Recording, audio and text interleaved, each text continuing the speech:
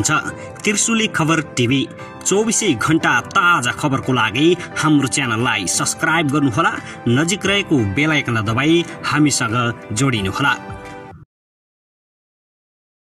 तीनै तहको निर्वाचन एकैपटक गर्न नेकपा माओवादी केन्द्रले वातावरण बनाउने बाचा। माओवादी केन्द्रको बैठक जनपरिचालनका कामहरूको जिम्मा पार्टी अध्यक्ष दाहाललाई। एमसीसी बारे सुझाव दिन नेकपा माओवादी केन्द्रले गठन गर्यो कार्यदल। माओवादीमा एमसीसी बारे सुझाव दिन कार्यदल गठन। संगठनात्मक काम टुङ्गाउने जिम्मा प्रचण्डलाई। निकै नै चर्चा पाएका मन्त्री प्रेमबहादुर आलेले गरे यति ठुलो घोषणा। गठबन्धन सरकारमा निकै ठुलो भुइँचालो। गोकुल बास्कोटा भन्छन् बाबुराम भट्टराई र हिटलर दाजुभाइ हुन्। गठबन्धनको सरकारको विषयमा नेकपा एमाले र नेकपा एकीकृत समाजवादीका युवा नेताहरूको बीच भयो चर्काचर्की, झण्डै ठोकाठोक। विज्ञसँग परामर्श गरेर मात्रै सर्वदलीय बैठक बोलाउने गठबन्धन सरकारको निर्णय। प्रधानमन्त्री देउवाले बोलाएको सर्वदलीय बैठकमा नेकपा एमाले नजाने घोषणा। पार्टीको धारणा सार्वजनिक गर्न भोलि केपी शर्मा ओलीले पत्रकार सम्मेलन गर्ने। र स्थानीय तहको निर्वाचनबारे एमाले अध्यक्ष केपी शर्मा ओलीको अन्तिम घोषणा। गठबन्धन सरकारमा हलचल। डा बाबुराम भट्टराई बास्कोटा सवाल जवाब। हिटलरको ग्यास च्याम्बर र भट्टराईको हारजङ च्याम्बरको निकै चर्चा। संसद अवरोध गर्ने र बैठक निरन्तर बहिष्कार गर्नेहरू नव फाँसीवादी तत्त्व हुन् डा बाबुराम भट्टराई। अब हेर्नुहोस् पुरा समाचार।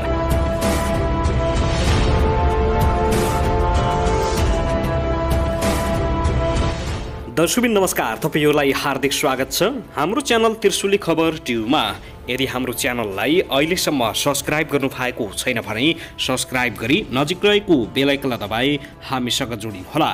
दर्शकबिन फेरि पनि हामी तपाईहरुमाझ निकै महत्त्वपूर्ण खबरका साथ उपस्थित भइसकेका छौं। यो भिडियोलाई अन्तिमसम्म हेरी हामीले साथ दिनुहोला। दर्शकबिन हाम्रो मेहनतको लागि एउटा सानो लाइक गर्न भने नभुल्नुहोला। कहाँदेखि हेर्दै हुनुहुन्छ, के भन्न चाहनुहुन्छ, आफ्नो मनमा लागेका प्रतिक्रिया अवश्य पनि कमेन्ट गर्न नभुल्नुहोला।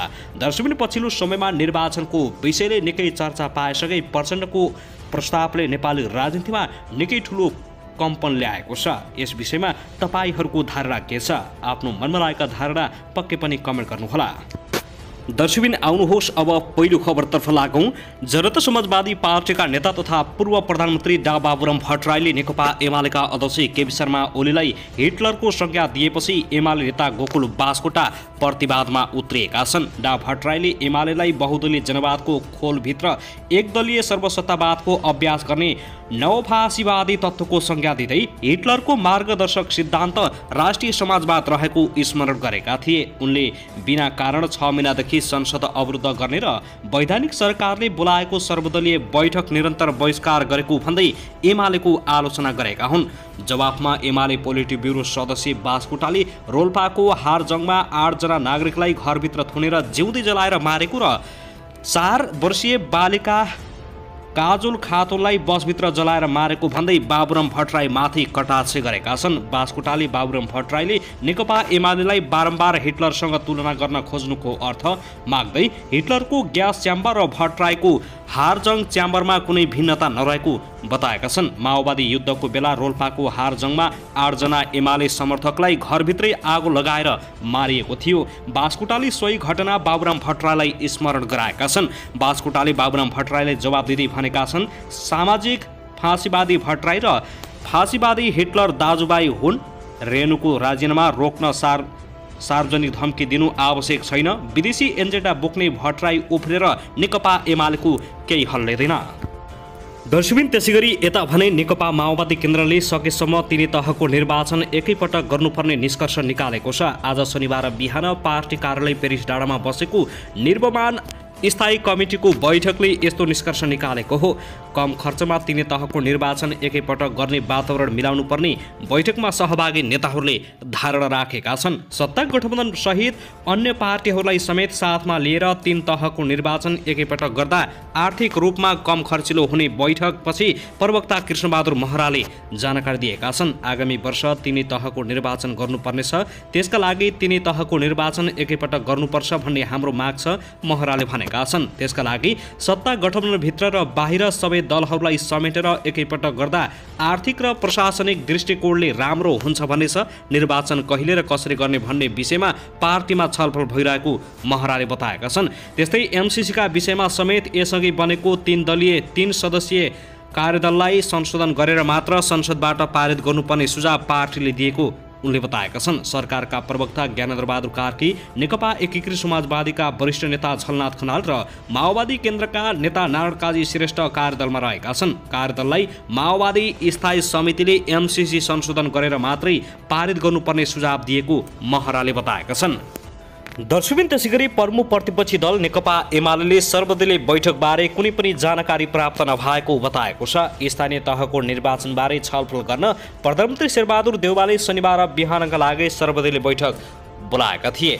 प्रधानमन्त्री देउवाको सचिवालयले एमाले सहित संसदमा प्रतिनिधित्व गर्ने दललाई बैठकमा बोलाइएको बताएको थियो। तर नेकपा एमाले केन्द्रीय प्रचार विभाग उपप्रमुख विष्णु रिजवालद्वारा जारी सूचनामा भनिएको छ, प्रधानमन्त्री शेरबहादुर देउवाले आज बोलाएको भनिएको सर्वदलीय बैठकका बारेमा हाम्रो पार्टी नेकपा एमालेलाई कुनै जानकारी प्राप्त नभएको स्पष्ट पार्दछौँ।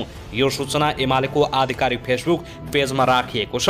नेकपा एमाले स्थानीय तहको निर्वाचन आगामी जेठ महिनाभन्दा पर धकेल्ने कुनै पनि कार्यमा नेकपा एमालेको किमार्थ सहमति नहुने धारणा स्पष्टले रहेको बताएको छ। प्रधानमन्त्री देउवाले सरकारी निवास बालुवाटारमा बिहान 9:30 बजेका लागि सर्वदलीय बैठक बोलाएका थिए।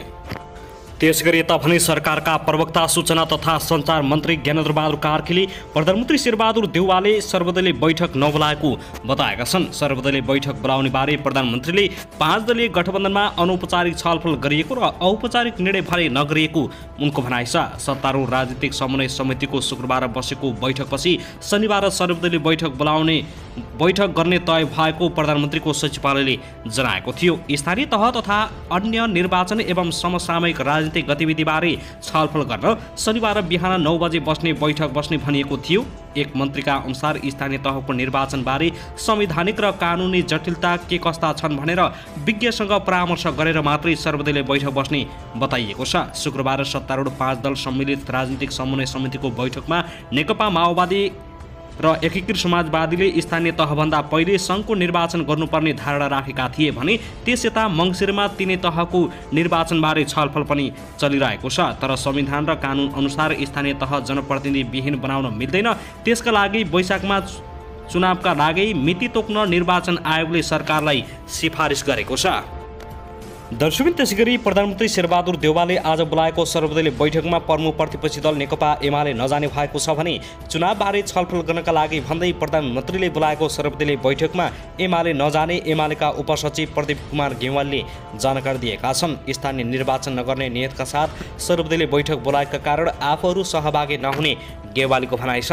बैठक अहिले 9:30 बजेबाट बालुवाटारमा बसिरहेको छ। शुक्रबार उच्च स्तरीय राजनीतिक समन्वय समितिको बैठकपछि स्थानीय तहको निर्वाचनबारे छलफल गर्न सर्वदलीय बैठक बोलाइएको प्रधानमन्त्रीको सचिवालयले जनाएको हो। सर्वदलीय बैठक बोलाउनु अघि काङ्ग्रेस सभापति समेत रहेका देउवाले शुक्रबार साँझ पार्टीका नेताहरूसँग छलफल गरेका थिए। एमाले अध्यक्ष केपी शर्मा ओलीले समसामयिक विषयमा भोलि पत्रचार गर्ने भएका छन् भने प्रधानमन्त्रीले देशवासीका नाममा गरेको सम्बोधन स्थानीय निर्वाचन लगायतका विषयमा भोलि पत्रकार सम्मेलन मार्फत एमाले आफ्नो आधिकारिक धारणा सार्वजनिक गर्ने उपमहासचिव गेवालले बताएका हुन्। त्यस्तै वैशाख जेठमा सङ्घीय संसदको निर्वाचन गर्ने माओवादी केन्द्रका अध्यक्ष पुष्पकमल दाहाल प्रचण्डको प्रस्तावको चौतर्फी आलोचना भएपछि सत्ता गठबन्धनले एकैपटक तिनै तहको निर्वाचनबारे छलफल थालेको छ। स्थानीय तहको निर्वाचनको मिति घोषणामा अलमल गरिरहेको गठबन्धनले एकैपटक तिनै तहको निर्वाचन गर्नका लागि कानुनी व्यवस्थाबारे निर्वाचन आयोग, कानुन व्यवसायी र संविधानविदसँग परामर्श गर्ने निर्णय गरेको छ। प्रधानमन्त्री निवास बालुवाटारमा हिजो शुक्रबार बसेको उच्च स्तरीय राजनीतिक समन्वय समितिको बैठकले 2074मा 3 चरणमा भएको स्थानीय तह निर्वाचन मध्ये कुनलाई आधार मान्ने भन्नेबारे निर्वाचन आयोग र संविधानविदसँग परामर्श गर्ने निर्णय लिएको छ। समिति बैठकले वैशाखमा सङ्घीय चुनाव गर्ने प्रस्तावमाथि छलफल गरेको छ भने बरु कानुनी आधार बनाएर एकैपटक 3 तहको निर्वाचन गर्न छलफल सुरु भएकाले स्थानीय तहको निर्वाचन झनै अनियममा परेको छ। 2074 वैशाख 31, असार 14 र असोज 2 मा गरी स्थानीय तहको निर्वाचन 3 चरणमा भएको थियो। राष्ट्रिय जनमोर्चाकी नेत्री दुर्गा पौडेलले निर्वाचन 3 चरणमा भएकाले कुन मितिलाई आधार मानेर स्थानीय तहको निर्वाचन गराउने भन्ने विषयमा दुविधा देखिएकाले त्यसको निर्कुल गरेर अघि बढ्ने सहमति भएको बताएका छिन्। यहाँ संविधान र ऐन बाँझियो, त्यसकारण यसबारे संविधान कानुनविद र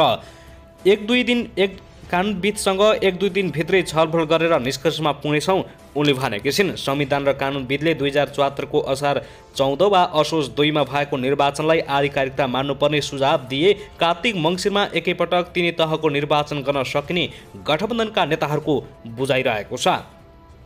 तर एकैपटक निर्वाचन गर्दा बाँचिन सक्ने कानुनी व्यवस्थाबारे संविधानविदसँग परामर्श गर्ने निर्णय भएको सञ्चार मन्त्री एवं सरकारका प्रवक्ता ज्ञानेन्द्र बहादुर कार्कीले